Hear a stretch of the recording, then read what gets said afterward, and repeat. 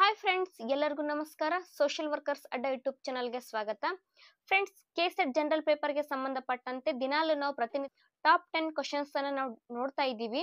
ಇವತ್ತಿನ ತರಗತಿಯಲ್ಲೂ ಕೂಡ ನಾವು ಟಾಪ್ 10 ಕ್ವಶನ್ಸ್ ಅನ್ನ ನೋಡೋಣ. ಈ ಪ್ರಶ್ನೆಗಳು ಆಲ್ಮೋಸ್ಟ್ ಏನು ಪ್ರೀವಿಯಸ್ ಇಯರ್ ಕ್ವಶನ್ ಪೇಪರ್ ಇಂದ ಆರಿಸಿ ತಂದಿರತಕ್ಕಂಥದ್ದು.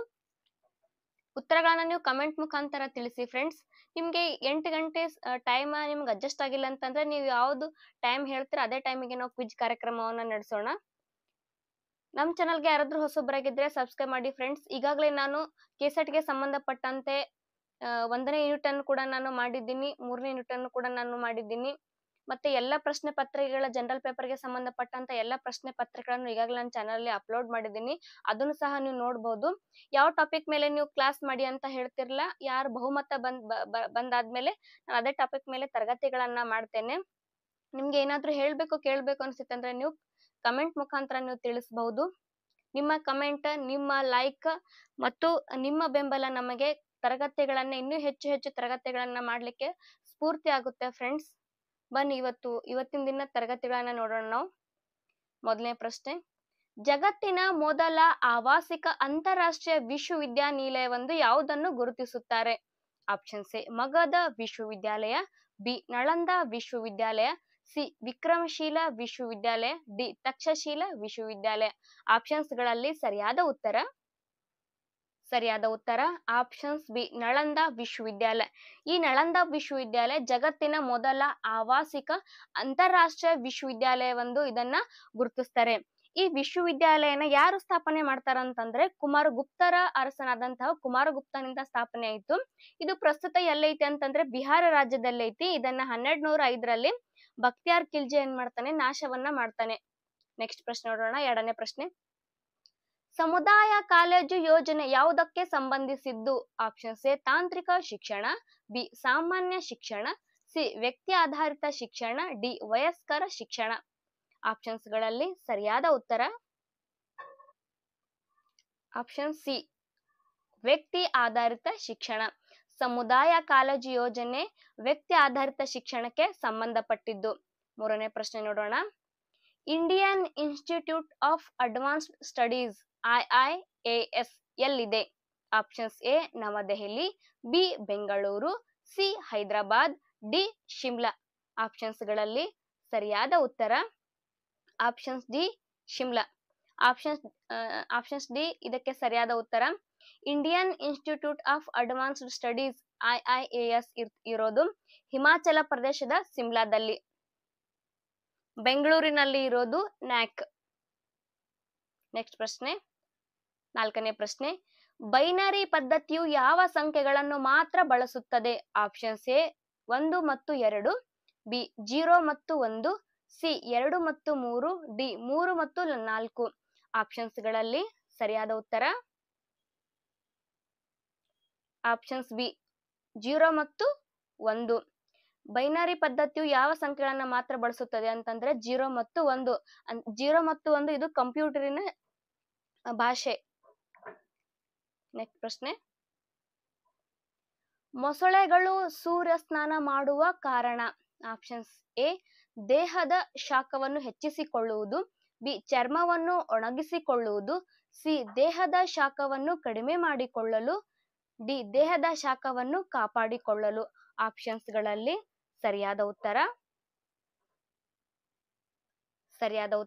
ಆಪ್ಷನ್ಸ್ ಎ ದೇಹದ ಶಾಖವನ್ನು ಹೆಚ್ಚಿಸಿಕೊಳ್ಳುವುದು ಮೊಸಳೆಗಳು ಸೂರ್ಯ ಸ್ನಾನ ಮಾಡಲಿಕ್ಕೆ ಪ್ರಮುಖವಾದಂತಹ ಒಂದು ಕಾರಣ ಆಗಿದೆ.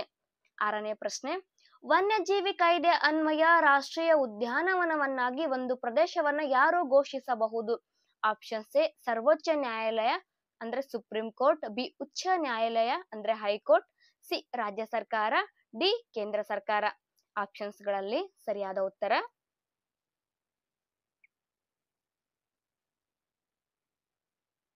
ಆಪ್ಷನ್ ಸಿ ರಾಜ್ಯ ಸರ್ಕಾರ. ರಾಜ್ಯ ಸರ್ಕಾರ ವನ್ಯಜೀವಿ ಕಾಯ್ದೆ ಅನ್ವಯ ರಾಷ್ಟ್ರೀಯ ಉದ್ಯಾನವನವನ್ನಾಗಿ ಒಂದು ಪ್ರದೇಶವನ್ನ ಘೋಷಿಸತಕ್ಕಂತಹ ಒಂದು ಅಧಿಕಾರ ಯಾರಿಗಿದೆ ಅಂತಂದ್ರೆ ಅದು ರಾಜ್ಯ ಸರ್ಕಾರಕ್ಕಿದೆ. ನೆಕ್ಸ್ಟ್ ಪ್ರಶ್ನೆ, 7ನೇ ಪ್ರಶ್ನೆ, ಬಯಾಲಜಿಕಲ್ ಹಾಟ್ ಸ್ಪಾಟ್ ಎಂದರೆ? ಆಪ್ಷನ್ಸ್ ಎ ಜೈವಿಕವಾಗಿ ಬಹಳ ಮುಖ್ಯ ಪ್ರದೇಶ, ಬಿ ಪರಿಸರ ಆತಂಕಕಾರಿ ಹಂತ ತಲುಪಿರುವ ಪ್ರದೇಶ, ಸಿ ಬಹಳ ಬಿಸಿಯಾದ ಸ್ಥಳ, ಡಿ ಜೀವ ವೈವಿಧ್ಯ ಸುರಕ್ಷಿತ ತಾಣ. ಆಪ್ಷನ್ಸ್ ಗಳಲ್ಲಿ ಸರಿಯಾದ ಉತ್ತರ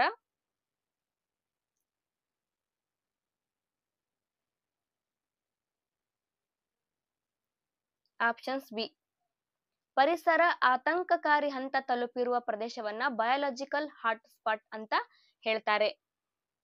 8ನೇ ಪ್ರಶ್ನೆ, ತರಗತಿಯಲ್ಲಿ ಯಾವ ರೀತಿಯ ಶಾಬ್ದಿಕ ಸಂವಹನ ಬಳಸಲಾಗುತ್ತದೆ? ಆಪ್ಷನ್ಸ್ ಎ ಮೌಖಿಕ, ಬಿ ಮೌಖಿಕ ಮತ್ತು ಬರಹ, ಸಿ ಶರೀರ ಭಾಷೆ, ಡಿ ಬರಹ. ಆಪ್ಷನ್ಸ್ ಗಳಲ್ಲಿ ಸರಿಯಾದ ಉತ್ತರ ಬಿ ಮೌಖಿಕ ಮತ್ತು ಬರಹ. ತರಗತಿಯಲ್ಲಿ ಯಾವ ರೀತಿಯಾದಂತಹ ಶಾಬ್ದಿಕ ಸಂವಹನ ಬಳಸ್ತಾರೆ ಅಂತಂದ್ರೆ ಮೌಖಿಕ ಮತ್ತು ಬರಹ, ಮಾತನಾಡುವುದರ ಮುಖಾಂತರ ಮತ್ತು ಬರವಣಿಗೆಯ ಮುಖಾಂತರ. ಶರೀರ ಭಾಷೆಯನ್ನು ಕೂಡ ಬಳಸ್ತಾರೆ. ಅದರಲ್ಲಿ ಹೆಚ್ಚಲ್ಲಿ ಇದರಲ್ಲಿ ಆಪ್ಷನ್ಸ್ ನಲ್ಲಿ ಯಾವುದು ಸೂಟೇಬಲ್ ಆಗುತ್ತೆ ಅಂತಂದ್ರೆ ಅದು ಮೌಖಿಕ ಮತ್ತು ಬರಹ. ಮೌಖಿಕವಾಗಿ ಮಾತಾಡ್ತಾರೆ, ಬರೆಯುವುದರ ಮುಖಾಂತರ ಅಲ್ಲಿ ಶಾಬ್ದಿಕ ಸಂವಹನವನ್ನ ನಡೆಸ್ತಾರೆ ತರಗತಿಗಳಲ್ಲಿ. ಇದು ಬಹಳ ಸಾರಿ ರಿಪೀಟ್ ಆದಂತಹ ಪ್ರಶ್ನೆ ನೋಡಿ ಫ್ರೆಂಡ್ಸ್. ನೆಕ್ಸ್ಟ್ ಪ್ರಶ್ನೆ, 9ನೇ ಪ್ರಶ್ನೆ, ತರಗತಿಯ ಶಿಕ್ಷಣದಲ್ಲಿ ಸಿಮ್ಯಾಂಟಿಕ್ಸ್ ಎಂದರೆ ಏನು ಅರ್ಥ? ಆಪ್ಷನ್ಸ್ ಎ ಅದು ಶಿಕ್ಷಣದ ಉತ್ಕೃಷ್ಟತೆಗೆ ಸಂಬಂಧಿಸಿದೆ, ಬಿ ಅದು ಸಂವಹನದಲ್ಲಿನ ಸಮಸ್ಯೆಗಳಿಗೆ ಸಂಬಂಧಿಸಿದೆ, ಸಿ ಅದು ಶಾಬ್ದಿಕ ಮತ್ತು ಅಶಾಬ್ದಿಕ ಸಂಕೇತಗಳಿಗೆ ಸಂಬಂಧಿಸಿದೆ, ಡಿ ಅದು ಜ್ಞಾನ ಪ್ರಸಾರಕ್ಕೆ ಸಂಬಂಧಿಸಿದೆ. ಆಪ್ಷನ್ಸ್ ಗಳಲ್ಲಿ ಸರಿಯಾದ ಉತ್ತರ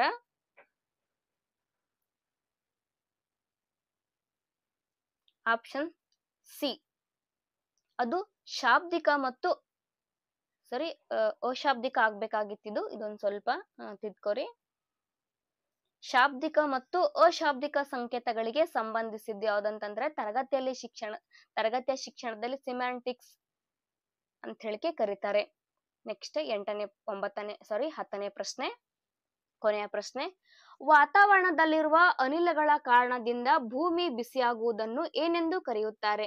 ಆಪ್ಷನ್ಸ್ ಎ ವಾಯು ಮಾಲಿನ್ಯ, ಬಿ ಓಜೋನ್ ಪದರದ ತೆಳುವಾಗುವಿಕೆ, ಸಿ ಹಸಿರು ಮನೆ ಪರಿಣಾಮ, ಡಿ ಹಸಿರು ಅನಿಲ ಪರಿಣಾಮ. ಆಪ್ಷನ್ಸ್ ಗಳಲ್ಲಿ ಸರಿಯಾದ ಉತ್ತರ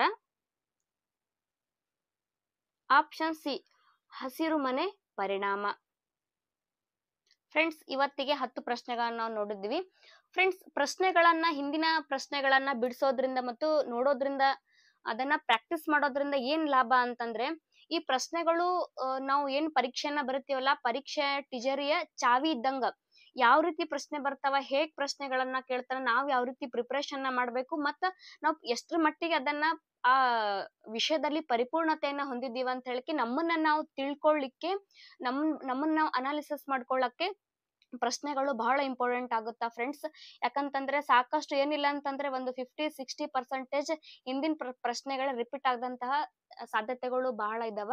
ಸೊ ಹಾಗಾಗಿ ನೀವು ಹೆಚ್ಚು ಪ್ರಶ್ನೆಗಳನ್ನ ಪ್ರಾಕ್ಟೀಸ್ ಮಾಡೋದ್ರಿಂದ ನಿಮ್ಗೆ ಪರೀಕ್ಷೆ ಈಸಿ ಆಗುತ್ತಾ. ಟೈಮ್ ಜಾಸ್ತಿ ಇಲ್ಲ ಫ್ರೆಂಡ್ಸ್, ಬರೀ ಏನಿಲ್ಲ ಅಂತಂದ್ರೆ ಬರೀ 1.5 ತಿಂಗಳು ಅಷ್ಟೇ ಇದೆ. ನೀವು ಸಾಧ್ಯವಾದಷ್ಟು ಮಟ್ಟಿಗೆ ಬಹಳ ಒಂದು ಟೈಮ್ ಟೇಬಲ್ ಅನ್ನ ಹಾಕೊಂಡು ಸ್ಟಡಿಯನ್ನ ಮಾಡಿ, ಕ್ವಶನ್ ಪೇಪರ್ ಹಳೆ ಪ್ರಶ್ನೆ ಪತ್ರಿಕೆಗಳನ್ನ ಬಿಡಿಸೋದ್ರ ಮುಖಾಂತರ ಮತ್ತು ಎಲ್ಲಾ ಜನರಲ್ ಪೇಪರ್ಗೆ ಮತ್ತು ಪೇಪರ್ 2ಗೂ ಕೂಡ ನೀವು ಅಷ್ಟೇ ಪ್ರಾಮುಖ್ಯತೆಯನ್ನ ನೀಡಬೇಕಾಗುತ್ತಾ. ಯಾಕಂದ್ರೆ ಟೈಮ್ ಬಹಳ ಶಾರ್ಟ್ ಐತಿ. ಬರೀ 3 ತಾಸು ಕೊಡ್ತಾರ. 3 ತಾಸ್ನಾಗೆ 2 ಪೇಪರ್ ಅನ್ನ ಕೊಡೋದ್ರಿಂದ ನಿಮ್ಗೆ 2 ಪೇಪರ್ ಅನ್ನ ಕರೆಕ್ಟ್ ಆಗಿ ಟೈಮ್ ಅನ್ನ ಮ್ಯಾನೇಜ್ ಮಾಡ್ಕೊಂಡು ಪೇಪರ್ ಅನ್ನ ಬಿಡಿಸ್ಬೇಕಾಗುತ್ತ. ಸೊ ಹಾಗಾಗಿ ನೀವು ದಿನಾಲು ಪ್ರಶ್ನೆ ಪತ್ರಿಕೆಗಳನ್ನ ಬಿಡಿಸೋದ್ರಿಂದ ನಿಮ್ಗೆ ಒಂದು ಟೈಮ್ ಮ್ಯಾನೇಜ್ಮೆಂಟ್ ಕೂಡ ಗೊತ್ತಾಗುತ್ತಾ ಮತ್ತು ಕರೆಕ್ಟ್ ಆಗಿ ನೀವು ಪ್ರಶ್ನೆಗೆ ಉತ್ತರವನ್ನ ಬರಲಿಕ್ಕೆ ನೀವು ಸಾಧ್ಯ ಆಗುತ್ತಾ. ಧನ್ಯವಾದಗಳು ಫ್ರೆಂಡ್ಸ್, ಇವತ್ತಿಗೆ ಇಷ್ಟು. ನಾಳೆ ಮತ್ತೆ ರಾತ್ರಿ 10 ಗಂಟೆಗೆ ಮತ್ತೆ 10 ಪ್ರಶ್ನೆಗಳನ್ನ ನೋಡೋಣಂತ. ಧನ್ಯವಾದಗಳು.